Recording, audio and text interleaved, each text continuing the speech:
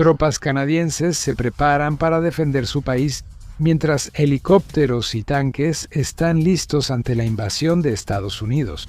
Así es como Canadá planea defenderse de un ataque estadounidense. Canadá y Estados Unidos han sido amigos cercanos durante mucho tiempo. Sin embargo, las relaciones entre ambas naciones ya no son tan fuertes como antes. La invasión estadounidense pasó de imposible a poco probable, pero posible. Canadá debe prepararse, pero enfrenta dos grandes desafíos casi insuperables. El primero es la frontera. La frontera entre Canadá y Estados Unidos es la más larga del mundo, dividida en dos secciones. La primera, de casi 1.500 millas, separa Yukon y Columbia Británica en Canadá del estado de Alaska en Estados Unidos. La segunda sección, aún más larga, recorre casi 4.000 millas separando Canadá de los Estados Unidos continentales. La mayoría de los 40 millones de canadienses vive cerca de la frontera, donde están las principales ciudades. Incluye Ottawa, Toronto, Montreal, Quebec, Vancouver, Calgary y Winnipeg. Proteger una frontera tan extensa y poblada es un gran reto.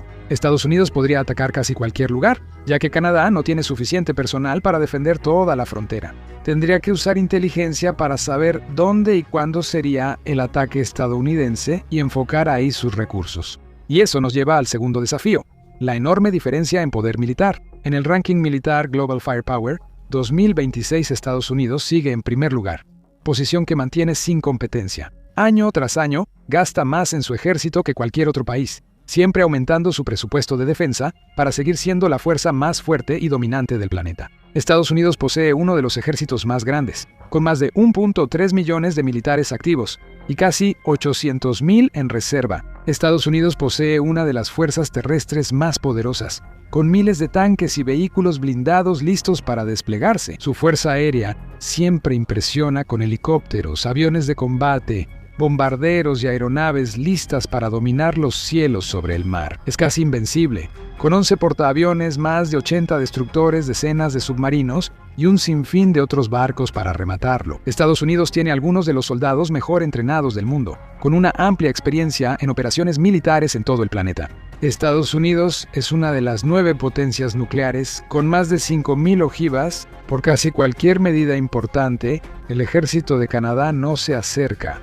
Canadá, el segundo país más grande del mundo, con más de 3.8 millones de millas cuadradas, tiene su ejército en el puesto 28. Eso está por debajo de países pequeños como Tailandia y Vietnam, y al nivel de Singapur, Grecia y Corea del Norte. Canadá, pese a su tamaño, tiene un ejército pequeño, 63.500 soldados activos y 23.000 reservistas. El ejército de Canadá también carece del tipo de equipo avanzado, fuerza y profundidad que tiene Estados Unidos. Tiene fuerzas terrestres, pero menos de 100 tanques y unos 21.800 vehículos blindados listos para combate, muy poco comparado con Estados Unidos. La Fuerza Aérea de Canadá tiene buenos aviones como FA-18, CP-140 Auroras y C-130, pero no iguala a Estados Unidos en cantidad ni poder de fuego. En el mar ocurre lo mismo. Solo 67 barcos principales, pocos submarinos y algunas fragatas y patrulleras costeras. La comparación deja muy claro que el ejército de Estados Unidos es mucho más fuerte que el de Canadá, y una pelea directa casi seguramente terminaría en una victoria total para los estadounidenses. Pero la guerra nunca es tan simple. La historia muestra que no solo importa quién tiene más fuerza. Países pequeños pueden causar problemas con tácticas inteligentes, retrasar o dañar incluso a oponentes más fuertes. Y eso es en lo que, en última instancia, se resume el plan de Canadá. Antes de que comience la invasión, Canadá contaría con sus acuerdos de intercambio de inteligencia con varios aliados en todo el mundo. Sistemas de vigilancia avanzados detectarían señales sospechosas en la frontera. Estados Unidos necesitaría reunir muchas tropas para atacar Canadá rápidamente, lo que Ottawa notaría pronto. Por eso el periodo previo a la invasión es crucial. Los comandantes de Canadá deberían reforzar defensas, llamar reservistas, activar guardabosques y vigilar zonas remotas de la frontera. Canadá también pondría a trabajar a sus equipos de comando cibernético, reforzando las defensas de los sistemas gubernamentales clave, los bancos y las redes internacionales de comunicación. El mensaje sería calmado y mesurado para evitar el pánico público. Tras bambalinas, diplomáticos contactarían aliados como Reino Unido, Francia, Japón y Australia, preparando respuestas e intervenciones rápidas. Si las cosas empeoran, esto le permitiría a Canadá prepararse para lo que venga después. antes de que se dispare un solo tiro o que una sola bota estadounidense pise su territorio. Los comandantes monitorearían la situación y desplegarían tropas armadas y sistemas de vigilancia en puntos clave de la frontera con Canadá. Estados Unidos tendría problemas para lanzar un ataque sorpresa y dependería de su fuerza y cantidad para vencer al oponente. Es probable que las fuerzas estadounidenses comiencen a concentrarse tierra adentro y se desplacen hacia la frontera, probablemente enfocándose en los principales centros de población y políticos como Toronto y Ottawa. El objetivo sería claro: controlar infraestructura clave rápidamente, romper defensas de Canadá y presionar a su liderazgo para forzar su rendición. Pero rendirse no sería la primera opción para la mayoría de los canadienses. Las Fuerzas Armadas querrían dar una pelea seria, mostrando a Estados Unidos que no se rendirán fácilmente, no levantarán la bandera blanca ni aceptarán la derrota. El país sabría que estaría en desventaja, pero Canadá tendría cartas para jugar contra su enemigo. Los objetivos serían retrasar y perturbar a la fuerza invasora lo más posible, no buscar la victoria. Con pocos recursos, Canadá buscaría causar el mayor daño y usar su localía para ganar tiempo. El objetivo a largo plazo sería solicitar ayuda a los aliados y negociar el fin de la guerra antes de que Estados Unidos gane mucho territorio. Así, Canadá tomaría ejemplo de Ucrania en su conflicto con Rusia. Ucrania sabía desde el inicio que no contaba con poder militar, personal ni recursos para enfrentar al ejército del Kremlin. Se centró en retrasar y perturbar la maquinaria de guerra rusa, aprovechando cualquier ventaja y apoyándose en sus aliados europeos y de otros lugares. Canadá debería hacer lo mismo y aceptar pérdidas inevitables. Mientras las fuerzas estadounidenses avanzaban y tomaban ciudades, Canadá sabía que no podría salvar a todos, pero intentaría frenar el avance. Las primeras 24 horas serían clave. Si una fuerza invasora de Estados Unidos llegara a la frontera canadiense, el gobierno declararía emergencia nacional. El Parlamento daría poderes especiales y activaría planes de continuidad. Canadá cambiaría su postura militar de paz a defensiva, desplegando fuerzas a lo largo de la frontera en vez de concentrarlas en pocos puntos. Canadá probablemente los dispersaría en grupos pequeños, apoyándose en voluntarios y reservistas. Aunque no hay servicio militar obligatorio, su jefe del Estado Mayor de la Defensa, el general Jenny Cariñón, aún tiene planes para crear una fuerza de reserva de 40,000 personas compuesta por voluntarios. Esto le daría al país un ejército mucho más grande al que recurrir si y cuando comience la invasión. Aunque no todos estos soldados tendrían un nivel serio de entrenamiento o experiencia militar, estarían dispuestos y serían capaces de arriesgar sus vidas y defender su país. Encuestas recientes muestran que el 72% de los canadienses estarían dispuestos a tomar alguna acción para defender su país. El 26% está listo para voluntariado en defensa civil, 13% para servicio militar y 15%, casi 5 millones de adultos, participaría en resistencia violenta. Aunque el ejército de Canadá parece pequeño, el país tiene una fuerza mayor de lo que aparenta, con personas de todas las edades y orígenes listas para actuar.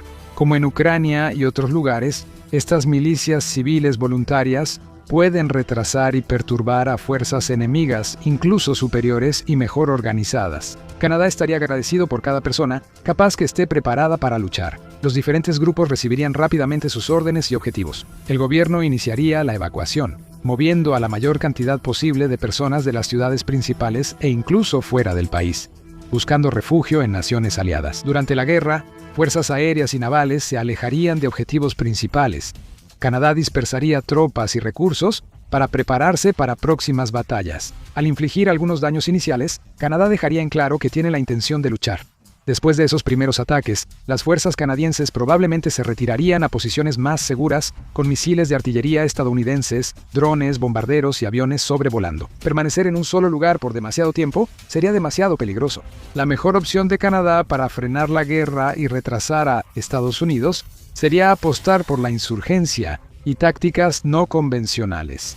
Estados Unidos podría controlar posiciones estratégicas de Canadá en días o una semana. Canadá debería inspirarse en conflictos históricos donde fuerzas pequeñas se defendieron exitosamente de invasores mayores, no solo el caso de Ucrania contra Rusia. De hecho, la planificación militar de Canadá hasta ahora se ha inclinado hacia un modelo muy diferente. Uno inspirado por los muyahidines afganos durante la Guerra Soviético-Afgana de 1979 a 1989, los rebeldes afganos luchaban contra la invasión del Ejército Rojo Soviético, apoyado por el Ejército de Afganistán. Estaban en gran desventaja numérica y de armamento, pero aún así lograron resistir organizándose en pequeños grupos, usando tácticas de golpear y huir, sabotaje y emboscadas para hostigar a su enemigo y desgastarlo poco a poco. Canadá tendría que hacer lo mismo. No querría enfrentarse a las fuerzas estadounidenses en enfrentamientos a gran escala. Los tanques, blindados y apoyo aéreo de Estados Unidos serían simplemente demasiado poderosos para derrotar. Las tropas y combatientes canadienses usarían su conocimiento local para lanzar ataques pequeños y sincronizados que sorprendieran al enemigo. Todo trataría sobre una guerra asimétrica para retrasar al enemigo. Las unidades canadienses podrían, por ejemplo, buscar refugio en las regiones del norte, escarpadas y cubiertas de bosques, llevando a cabo ataques de guerrilla contra las líneas de suministro y puntos estratégicos estadounidenses. También podrían colocar trampas o incluso preparar artefactos explosivos improvisados, o IEDs, para usarlos en emboscadas contra el enemigo. Los guardabosques canadienses serían especialmente importantes en este aspecto. La Fuerza de Reserva Especial incluye a miles de personas altamente capacitadas con gran experiencia en vigilancia remota y operaciones en zonas silvestres.